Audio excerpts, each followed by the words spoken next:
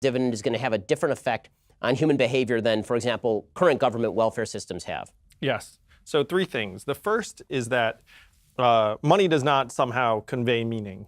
And the best it can do is maybe provide circumstances that help people find a path towards some work that they find fulfilling.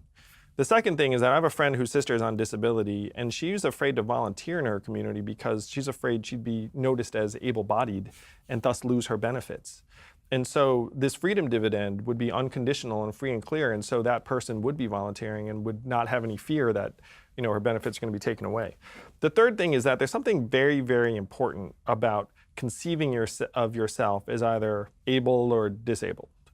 And so if you're literally getting a check for being disabled, your 2 ideas of yourself are, 1, I'm genuinely disabled, and most people do have some kind of genuine ailment, physical or mental, or 2, I'm defrauding our society and I'm actually totally fine. And I'm going to suggest that most people will fall into bucket number 1, that it's like a rare person who's just like, I'm 100% fine, and this disability check I'm getting is just me being completely fabricating some condition.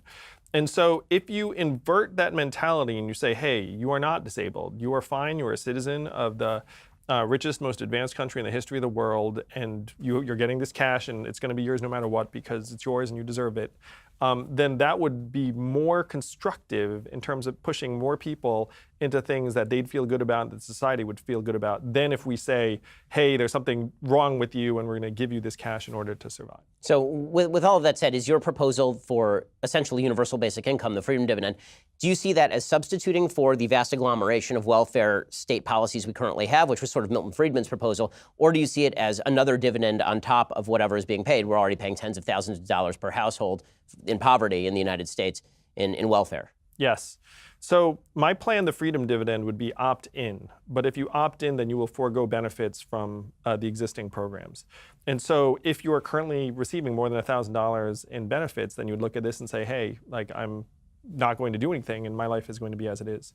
If you decide to opt in for the freedom dividend, it might be very appealing because it's unconditional, there's no administration, no case manager, it's $1,000 cash, you can do whatever you want, then you forego your current enrollment.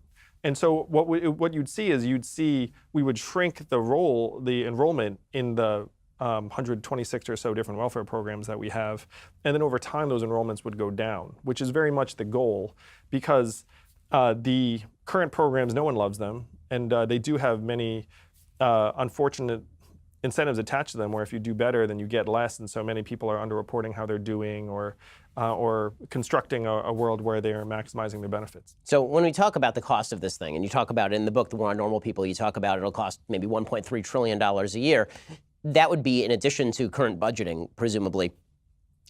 Honestly, that's obviously a lot of spending off the top. But beyond that, it does raise the question as to, would this be limited in any way? Because every government program, as Ronald Reagan said, basically has a bill of immortal life.